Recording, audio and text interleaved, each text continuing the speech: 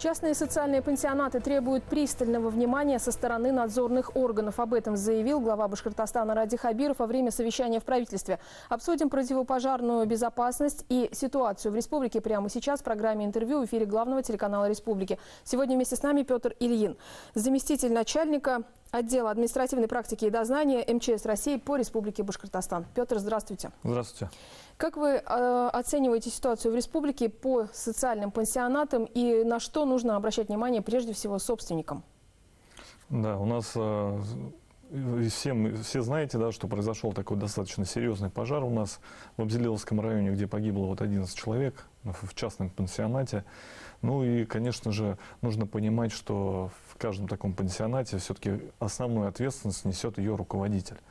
Вот. И нужно понимать, что разные требования пожарной безопасности предъявляются у нас, например, к жилым домам и вот в частности, который я говорил, к пансионатам. Там все-таки у нас совсем другой класс функционального назначения и требования пожарной безопасности совершенно иные. То есть давайте вот их проговорим. Да, ну давайте. Вот, например, у нас произошло то, что в Абзелиловском районе все-таки как жилой дом он использовался, да, но если все-таки использовался по назначению, то есть был бы пансионат, то там есть требования пожарной безопасности. Вот в частности, это наличие автоматической пожарной сигнализации, наличие системы оповещения и управления эвакуацией людей при пожаре. То есть объясню для чего, да, то есть чтобы даже на начальной стадии пожара, да, уже сработала сигнализация, оповещение должно сработать, чтобы люди, соответственно, проснулись, если они находятся в состоянии сна.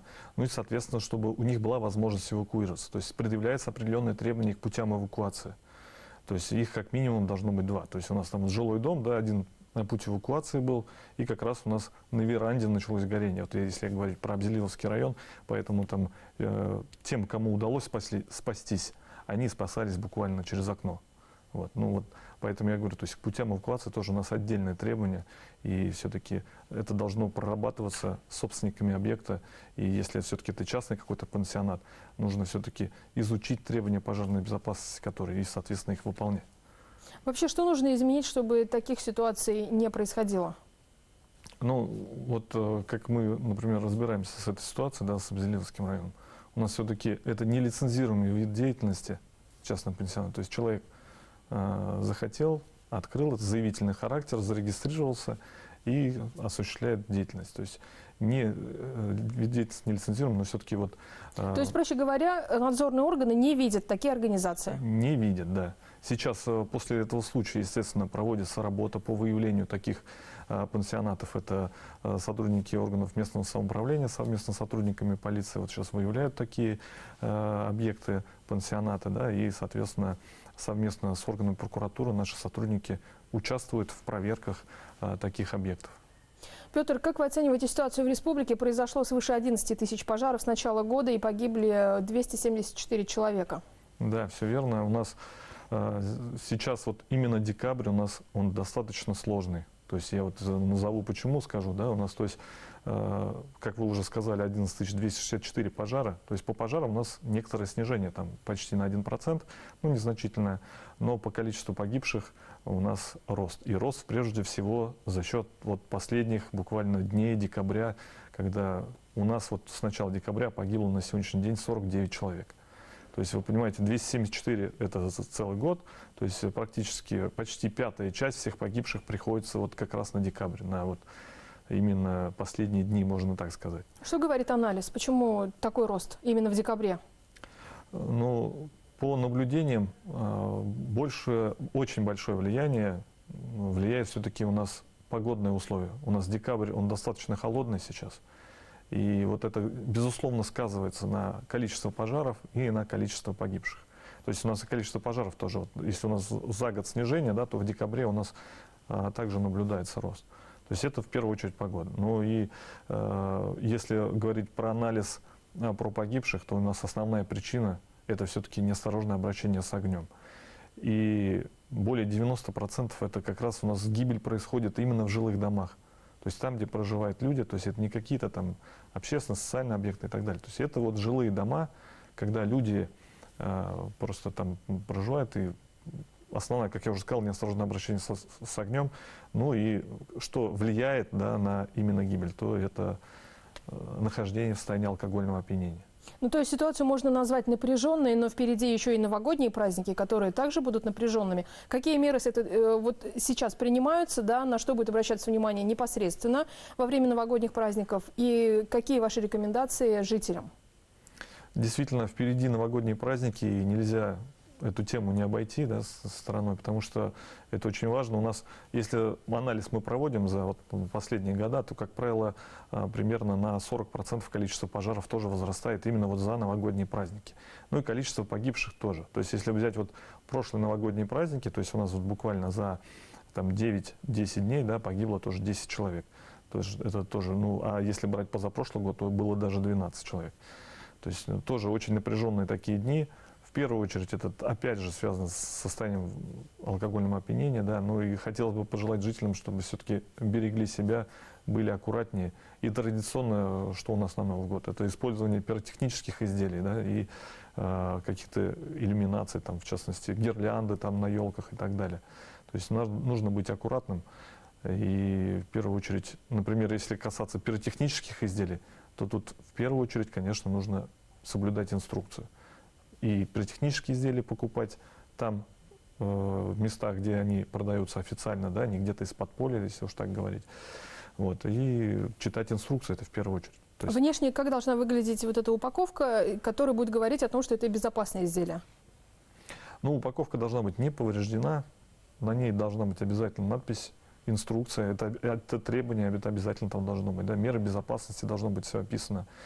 Вот, и если, соответственно, упаковка повреждена, мокрая, влажная, там, порвана, то, соответственно, лучше с этим не играться, вот так вот условно скажу. И правильно, как выбрать расстояние от жилого дома, где можно пускать фейерверки? Вот скажу так, что у нас должна быть открытая площадка, да, естественно. Нельзя запускать там фейерверки, пиротехнические изделия в сторону жилых домов, в сторону людей там, и так далее, животных. И у нас вот в Уфе определено две площадки. Это официальные органы местного самоуправления. Это на площади Ленина и площадь перед дворцом моторостроителей. То есть это официальные две площадки, где у нас официально разрешено запускать пиротехнические изделия, и на них будут дежурить в том числе сотрудники МЧС.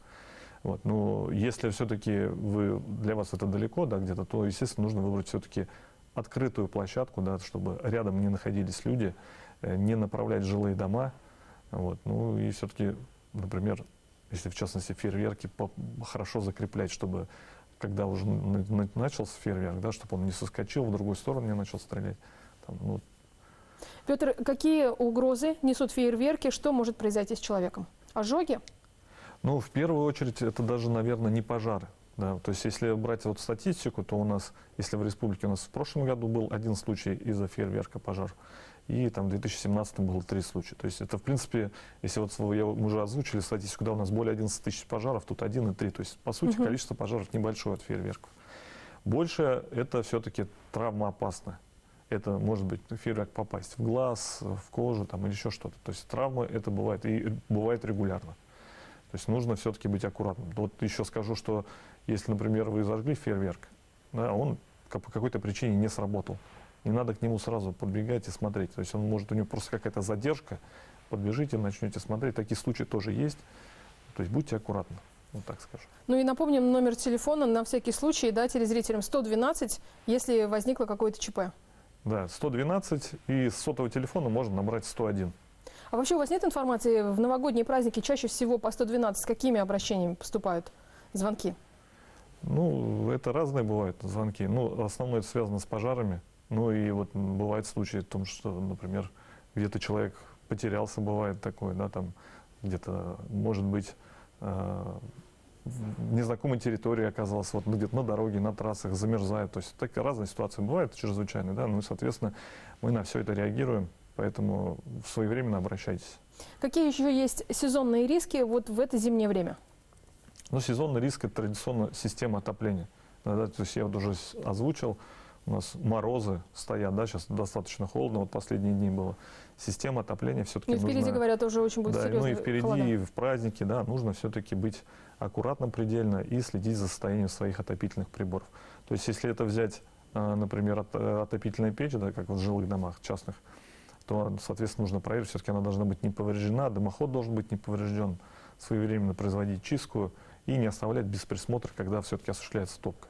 Ну, топочную дверцу закрывать, притопочный лист там, и так далее. Требования есть, просто надо их соблюдать и не относиться к этому халатно. Вот так скажу, да, халатно, просто нужно всегда быть аккуратным. Ну, если говорить про электрические обогревательные приборы, которые часто используются в том числе в квартирах, то здесь тоже основное это у нас масляные радиаторные обогреватели. И очень часто бывает причина пожара связана с тем, что вот этот обогреватель старый, масло постепенно из него вытекает. И, допустим, уже без масла это уже, по сути, потенциальный источник зажигания.